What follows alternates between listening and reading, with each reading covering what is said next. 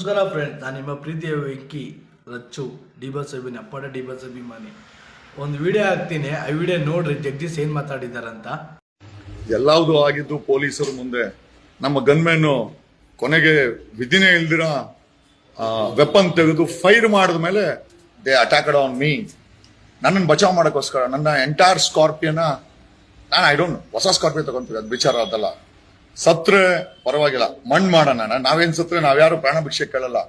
But ಈ ವ್ಯವಸ್ಥೆ ಬದಲಾಗಬೇಕು, ಈ ವ್ಯವಸ್ಥೆ ಬದಲಾಗಬೇಕು.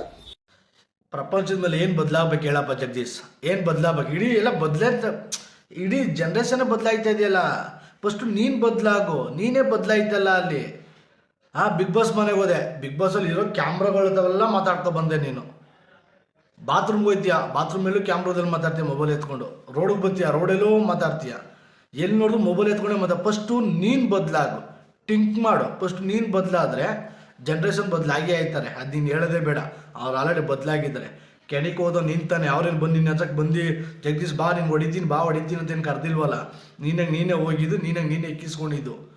ಕಾರ್ ಹೊಡೆದಾಕ್ಬಿಟ್ರು, ಕಾರ್ ತಗೋತೀಯ ನೀನು, ಯಾವ್ದಾರ 10 ಕೋಟಿ ಕಾರ್ ತಗೋ, ನಮ್ಮ ತಲೆ ಕೆಡಿಸ್ಕೊಳ್ಳಲ್ಲ. ಅದಕ್ಕೆ ಹೇಳೋದು ಏನಂತ ಹೇಳೋ, ಕರ್ಮ ಇಸ್ ಬ್ಯಾಕ್ ಬರುತ್ತೆ ನಿನಗೆ, ವೆಯ್ಟ್ ಮಾಡು ಅಂತ ಹೇಳಿದ್ರಲ್ಲ, ಅದೇ ನೀನು ಕರ್ಮ ಬಂದಿರೋದು. ದುರಹಂಕಾರ ಅಹಂಕಾರ ಬಿಟ್ಟು ಜಗದೀಶ್ ಆರಾಮಾಗಿ ಇರೋದು ಕಲ್ತ್ಕೊ, ಸರಿನಾ? ಇರೋದು ಆರಾಮಾಗಿ ಕಲ್ತ್ಕೊ. Jai D boss. Next time Jagadish